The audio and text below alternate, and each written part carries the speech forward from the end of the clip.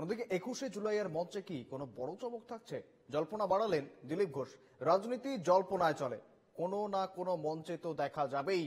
21শে জুলাইয়ের পর আর কোনো প্রশ্ন থাকবে না, সব প্রশ্নের সমাধান হয়ে যাবে। দিলীপের মন্তব্যে রাজ্য রাজনীতিতে ব্যাপক চাঞ্চল্য।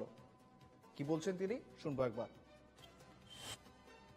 কোনো না কোনো মঞ্চে তো আমি থাকবোই 21 তারিখ। দেখা যাক 21 তারিখে আসুক। মানুষ কি জানতে চায় সে তো ঠিকই, আপনারা জল্পনা তৈরি করছেন, কেউ জল্পনা তৈরি করছে। জল্পনা নিয়ে রাজনীতি চলছে, অনেকের রাজনীতি জল্পনা দিয়েই হয়। আমাদের জলও নেই আর পনাও নেই, আমাদের রাজনীতি আছে। কিন্তু কুলবদল, বিশেষ করে পদ্ম থেকে জোড়া, এটা তো, আর জোড়া থেকে পদ্ম, এটা তো এই রাজ্যে আগেও চলেইছে। হ্যাঁ, সেই দৃষ্টিভঙ্গিতে সবাই বলে।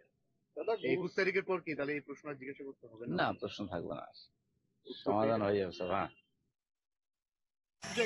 ওদিকে এই বিষয়ে আমরা কথা বলেছিলাম তৃণমূল মুখপাত্র জয়প্রকাশ মজুমদারের সঙ্গে, তিনি কি বলেছেন শুনবো একবার।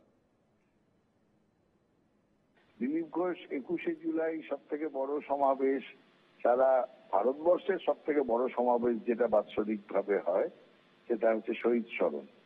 তিনি কি সেই মঞ্চের কথা বলছেন সেটা তিনি জানেন, কিন্তু এই প্রশ্নের উত্তরে একটা কথা মনে রাখতে হবে, যে দিলীপ ঘোষ চাইলেন সেই মঞ্চে আসতে, তার সঙ্গে সঙ্গে মমতা বন্দ্যোপাধ্যায় তথা তৃণমূল কংগ্রেসেরও সম্মতি থাকতে হবে। বিজেপির বর্তমান অভ্যন্তরের অবস্থাটা প্রকট হচ্ছে আস্তে আস্তে, যে কি সাংঘাতিক ফ্রাস্ট্রেশন বা হতাশায় ভুগছে এই সম্পূর্ণ বিজেপি দলটা।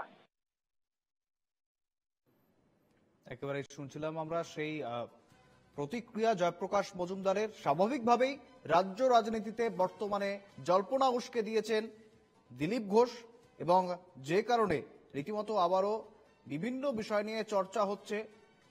সাম্প্রতিক সময় আমরা যদি দেখি, বিজেপির বিভিন্ন সাংগঠনিক সভায় ব্রাত্য ছিলেন দিলীপ ঘোষ, এবং তার পাশাপাশি এই সমস্ত কারণেই কি তাহলে 21শে জুলাই কোন মঞ্চে থাকবেন দিলীপ ঘোষ, তা নিয়ে কিন্তু রীতিমতো উঠছে প্রশ্ন, এবং সেই বিতর্ক, সেই জল্পনা আরো বেশি করে উস্কে দিলেন দিলীপ ঘোষ।